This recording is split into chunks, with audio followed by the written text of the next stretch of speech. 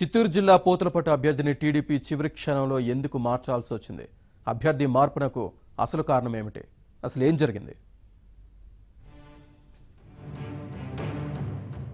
చిత్తూరు జిల్లాలోని 14 నియోజకవర్గాల్లో ఉన్న 3 ఎస్సీ రిజర్వ్డ్ నియోజకవర్గాల్లో పూతలపట్టు ఒకటి.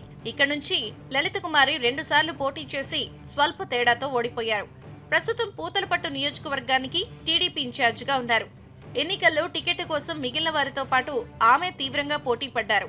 అయితే తమణంపల్లి మండలానికి చెందిన తేలం పూర్ణం అనే కమర్షియల్ ట్యాక్స్ ఉద్యోగికి టీడీపీ టికెట్ ఖరారు చేసింది. ఈ నిర్ణయంపై లలిత కుమారి కన్నీటి పర్యంతమయ్యారు. రెబల్ గా బరిలో దిగాలంటూ లలిత కుమారిపై అనుచరులు ఒత్తిడి తెచ్చారు. ఈ సమయంలోనే బుధవారం అభ్యర్థులకు బీఫామ్లు ఇచ్చారు. అయితే బీఫామ్ తీసుకునేందుకు తేలం పూర్ణం రాలేదు. గుండెపోటుతో ఆసుపత్రిలో పూర్ణం చేరారంటూ వార్తలొచ్చాయి. ఆర్థికంగా ఖర్చులకు పూర్ణం భయపడ్డారని ఓవైపు, విపక్షాల ఒత్తిడి తెచ్చి బెదిరించారని మరోవైపు, గుండెపోటుతో ఆసుపత్రిలో చేరారని ఇంకోవైపు ప్రచారం జరిగింది. వీటన్నిటి మధ్య టీడీపీ తమ నిర్ణయంపై పునరాలోచనలో పడింది. గతంలో వైసీపీ టికెట్ కోసం పూర్ణం ప్రయత్నించారని సమాచారం అందడంతో పార్టీలో ఉంటారో లేదో అనే సందేహంతో ఆయన్ను పక్కన పెట్టింది.